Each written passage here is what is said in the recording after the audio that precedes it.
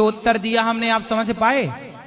अरे यहाँ बहुत हल्ला कर रहे हैं सब। नहीं, आप हल्ला नहीं हो रहा है, आप सुने नहीं। हाँ, सुन लो। आपको तो पूछना था, सुनना थोड़ी था। समस्या तो यही। ये मोबाइल से जिसका भी आविष्कार है उसका सम्मान है, क्योंकि इसका हमारे जीवन में बड़ा योगदान है। लेकिन इसके भीतर के कुछ आविष्कारों ने हमें भोगी बना दिया है। इसने हमारा सुकून छीना है, इसने हमारा संस्कार छीना है, इसने घर में एक साथ बैठ के बतियाने वाला परिवार छीना है। वाह वाह वाह, कितना मस्त शब्द है छुट्टी। जिसने भी ये छुट्टी का आविष्कार किया है उसको जितना आशीर्वाद दे उतना कम है।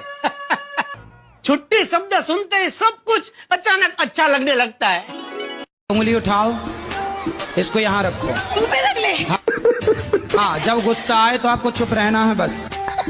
तो मतलब सामने वाला तो गुस्सा देने की वजह देता है ना, तो करने दो ना उसको वो वजह। अरे भाई, ऐसा है हाँ जी, कि कुत्ता आपको देख के भौंकेगा, हाँ जी, तो आप क्या करोगे? आप भी भौंकने लग जाओगी। ऐसे ही है कि जब सामने वाला क्रोध में है तो उसे थोड़ी देर के लिए कुत्ता ही मान लो। हमारी दारू नहीं छूट रही है। रोज पीते हो? डेली पीता हूँ। 3 बार माता पिता को घर से निकाल दिया। तो कहाँ गए माता पिता? फिर वापस लेके आता हूँ। नशा उतरता है वापस लेके आता हूँ। शराब रोज पीते हो? हाँ। क्यों पीते हो? अभी भी पी रखी है। बेटा, मन को मनाओ। छोड़ो भाई, चलो। मन को क्या करोगे? मनाना है। मनाना है। नहीं मानता।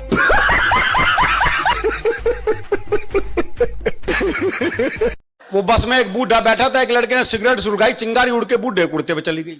तो बूढ़े का कुड़ता जल गया, लेकिन वो बोला कुछ नहीं। तो उसने सोचा भाई ताऊ बड़ा सीधा, इससे बात करनी चाहिए। बोले ताऊ राम राम। बोले राम राम। बोले ताऊ तेरा कौन सा गांव? बोले गांव ने भी फूकेगा के।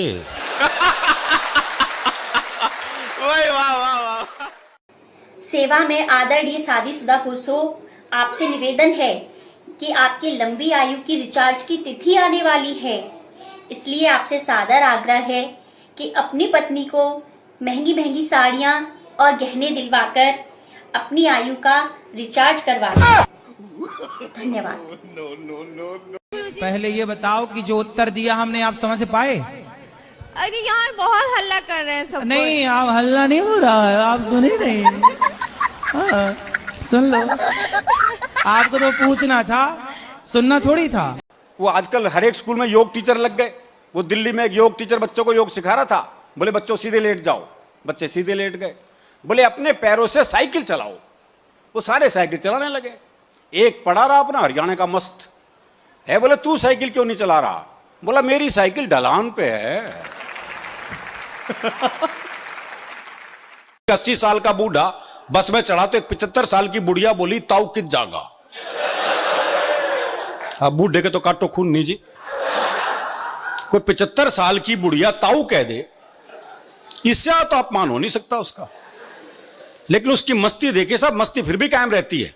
बुढ़िया बोली ताऊ कित जागा, तो बूढ़ा बोला बेटी तेरी खातिर छोरा देखने जा रहा हूं। वो एक का नया नया ब्याह हुआ तो दूल्हा दुल्हन को छत पे भेज दिया। मां उसे देखा, लुगाई बड़ी सुथरी। भाई ब्याह के बाद ही देख सकता है जी हमारे यहां तो। क्या बोले लड्डू खावेगी? देखो ये प्रैक्टिकल बात। अगला कोई चांद तारों की बात नहीं कर रहा, जो ला सकता वही पूछ रहा है। भाई उसे पता है ब्याह का घर है, हाँ वर्दी नीचे जाके ले आऊंगा। लड्डू खावेगी बर्फी ला दूं, इमरती खावेगी जलेबी ला दूं। भाई ने सुबह के 4 बजा दिए इस चक्कर में।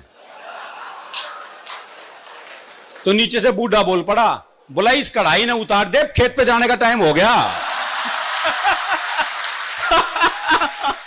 कुछ किसान मिलकर के एक नेताजी से मिलने गए।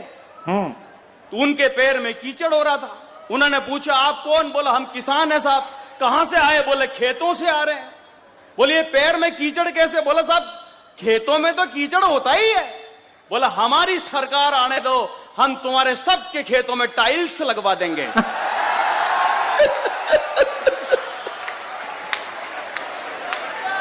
अब नेताजी का नाम मत पूछना।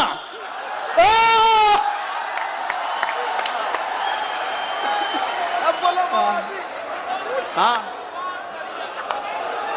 हाँ।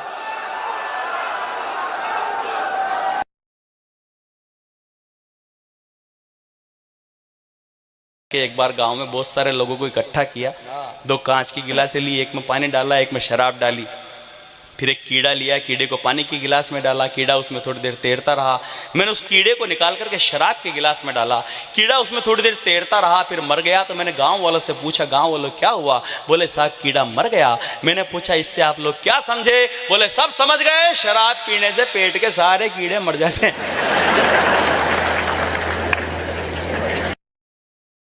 मेरे पिताजी ने बचपन में ही समझा दिया था, बेटा किसी भी नेता से हाथ मिलाने के बाद अपनी उंगलियां जरूर गिन लेना। दुनिया की हर पत्नियां चाहती हैं कि पति उन पर मरे। जब मरता है तो बोलती हैं कहीं और जाकर मरो, और जब कहीं और जाकर मरता है तो बोलती है कहां मर गए थे। वो आजादी के दीवाने इसीलिए फांसी पे झूले थे। ऋग्वेद से चले थे, हनुमान चालीसा तक आ गए। कवियों ने, ऋषि मुनियों ने जो ग्रंथ खुद को ऊंचा उठाने के लिए रचे थे, वो दूसरों को नीचा दिखाने के काम आ रहे हैं। जिन नेताओं को अपने घर में, जिन सांसदों विधायकों को अपने घर में संविधान पढ़ना चाहिए, वो दूसरों के घर हनुमान चालीसा पढ़ना चाहते हैं। एक दिन एक पति पत्नी चोरी के बारे में बात कर रहे थे। पति बोला जो चोरी करता है वो बाद में बहुत पछताता है। पत्नी रोमांटिक अंदाज में बोली, और तुमने शादी से पहले जो मेरी नींदें चुराई थी, मेरा दिल चुराया था, उसके बारे में क्या ख्याल है? पति बोला कह तो रहा हूं, जो चोरी करता है वो बाद में बहुत पछताता है।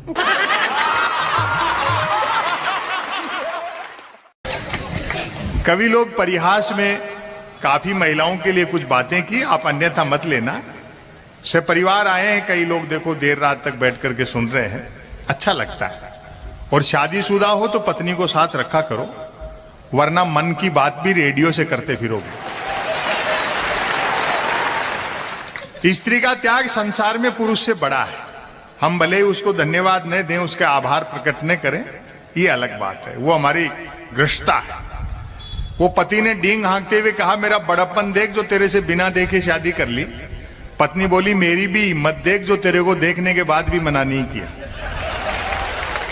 बैंक वाले, इनकी आदत, कभी भी जाओ लंच ब्रेक चल रहा है। मुझे कभी कभी लगता है कि विजय माल्या लोन चुकाने आया होगा। बढ़िया बढ़िया, वाह वाह वाह। तो उन्होंने बोला अभी लंच ब्रेक चल रहा है, और वो लंच ब्रेक इतना लंबा चला कि ये इधर से लंदन चला गया। एक दिन मैंने भी मेरे पिताजी से कहा, मैंने कहा पापा मैं ही दिखता हूँ, ये दीदी इतनी गलती करती है, इसको तो आप कुछ भी नहीं बोलते हो। मेरे पिताजी ने 250 साल पुराना डायलॉग चिपकाया, छोड़ बेटा एक ना एक दिन पराए घर जाएगी। मैं बोलता हूँ हम छोरों को भी भेजो पराए घर, हम भी हमारा टैलेंट बता के आएंगे। दूसरों की परिवार की जमी जमाई रंगोली पे पानी कैसे ढोला जाता है।